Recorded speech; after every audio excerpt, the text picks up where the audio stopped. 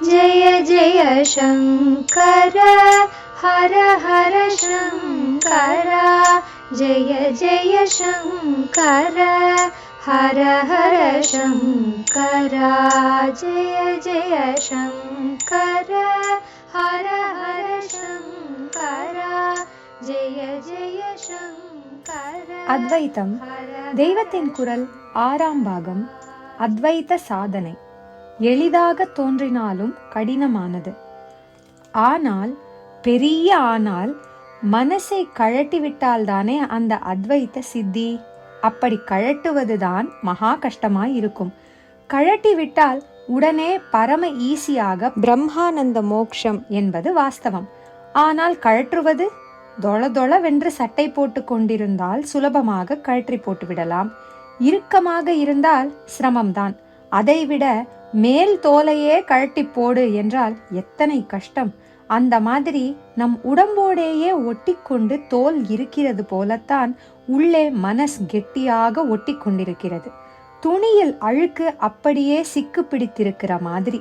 சிக்கு போய்விட்டால் துணி சுத்தமாகிவிடும்.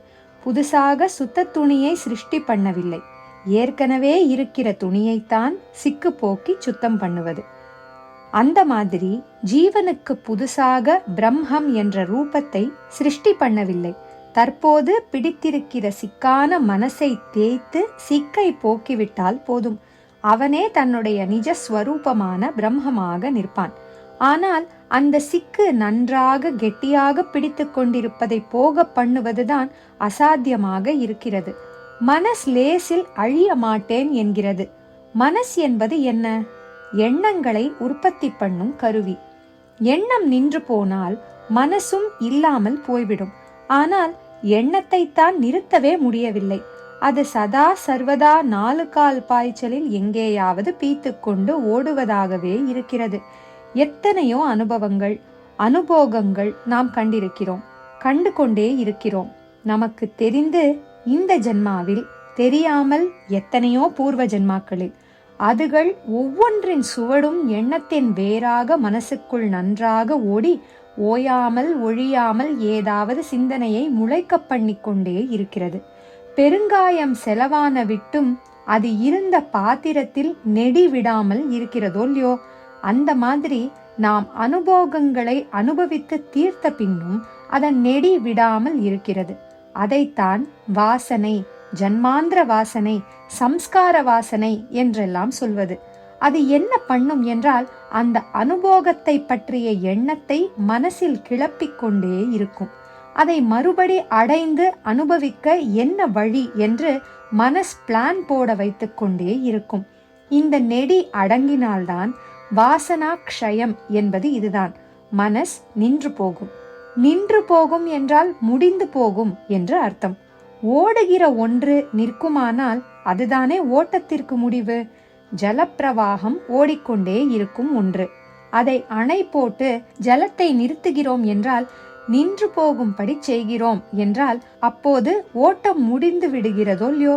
அப்படித்தான் சதா ஓடிக்கொண்டே இருக்கும் மனஸ் நின்றது என்றால் அது முடிந்து போய்விட்டதென்று அர்த்தம். ஒரே விஷயத்தில் மனஸ் நிற்பது வேறு, இப்போது நான் சொல்கிற நிற்பது வேறு. ஒரே விஷயத்தில் மனஸ் நிற்கும் போது மனசில் பூராவாக அந்த விஷயமே வியாபித்து கொண்டிருக்கும். வேறே எந்த விஷயமும் அப்போது மனசில் முளைக்காது. அப்படி மனசை ஒன்றிலேயே நிறுத்துவதும் மகா கஷ்டம்தான். மனசை இல்லாமல் பண்ணி முடித்து விடுகிற நிறுத்தலுக்கு முந்தின படி இப்படி அதை ஒன்றிலேயே நிறுத்துவதுதான்.